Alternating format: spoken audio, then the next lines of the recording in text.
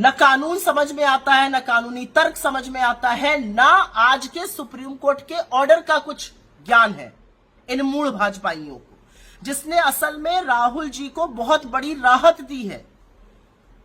असल में ये राहुल जी से खौफ खाते हैं, ये उनकी निर्भीकता से, उनकी अडिगता से डरते हैं और ये रह रहकर उनकी छवि धूमिल करना चाहते हैं, तो ये झूठ का सहारा लेते हैं। लेकिन आज इन्होंने सारी हदें तब पार कर दी जब ये सम्मानित सुप्रीम कोर्ट का नाम लेकर दुष्प्रचार करने लगे और सुप्रीम कोर्ट तक की छवि धूमिल करने पर तुल गए।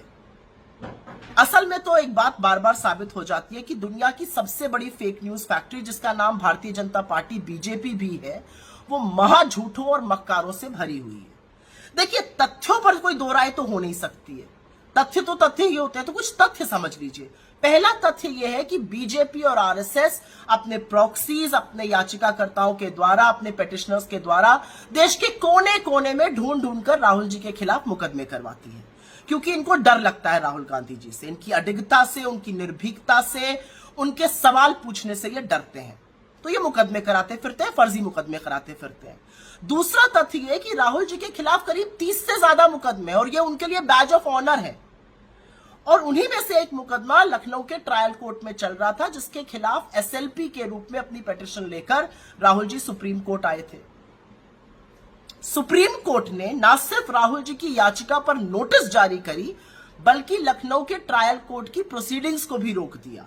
और यही नहीं, राहुल जी की याचिका में जो जो रिलीफ थी वो उनको पूरी तरह से मिल गई। तो भाजपा झूठ क्या फैला रहे हैं, ये मैं समझ नहीं पा रही हूं। लेकिन आपको याद ही होगा, कुछ ही दिनों पहले जब राहुल जी खुद लखनऊ के इस ट्रायल कोर्ट में गए थे, तो इन्हीं भाजपाइयों ने, इन्हीं फेक न्यूज की फैक्ट्री वालों ने, इन्हीं मूढ़ भक्तों ने एक वकील की फोटो को यह कहकर साझा किया था कि असल में वो जज है। दे कास्ट aspersions ऑन द जज। जज की साख पर भी इन्होंने सवाल उठा दिए थे, उसको भी धूमिल करने की कोशिश की थी।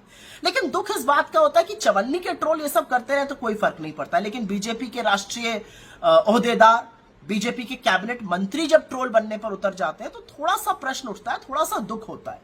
लेकिन फिर मन में यह भी आता है कि इन बेचारों की उपयोगिता ही क्या है, यही सब करने के लिए तो ये रखे गए हैं सरकार में।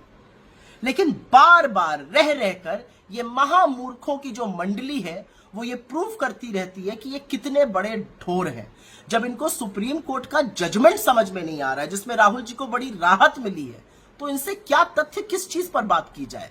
कितने अकल से पैदल ये लोग हैं, ये खुद ही प्रूव करते रहते हैं।